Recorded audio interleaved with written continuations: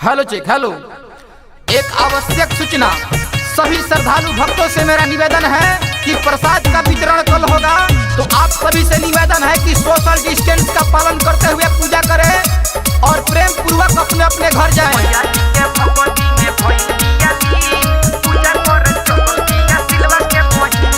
मैया जी के भगवती में भइल बिया लीन। हमारे कमेटी से निवेदन है कि बच्चों लोग को संभाले। मैया जी के भगवती में भइल बिया लीन। मैया जी के भगवती में भइल बिया लीन। पूजा करे चलल बिया पूजवा के बहिन। मैया जी के भगवती में भइल बिया लीन। पूजा करे चलल बिया सिलवा के बहिन।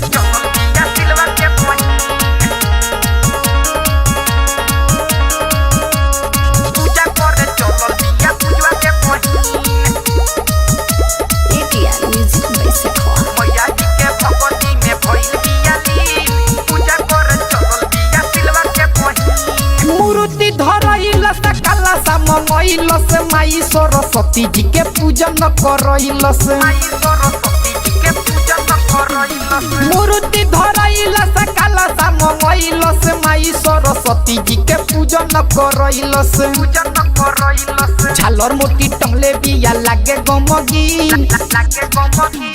झालर मोती टंगले बिया लागे गमगीन। पूजा करे चलल बिया नहवा के बहिन। मैया जी के भगवती में भइल बिया लीन। पूजा करे चलल बिया सिलवा के बहिन।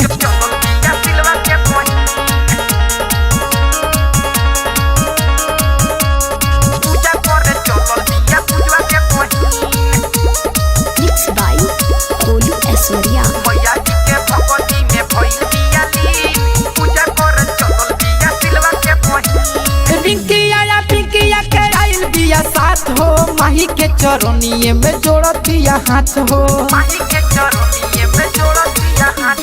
पिंकिया के आइल बिया साथ हो माई के चरनिए में जोड़तिया हाथ हो। गोलू शशि रंजन लागे रंगीन। विकास रवि रंजन रवि लागे रंगीन। पूजा करे चलल बिया पूजवा के बहिन। मैया जी के भगवती में भइल बिया लीन। पूजा करे चलल बिया पूजवा के बहिन। हमारे कमेटी से निवेदन है कि बच्चों लोग को संभाले।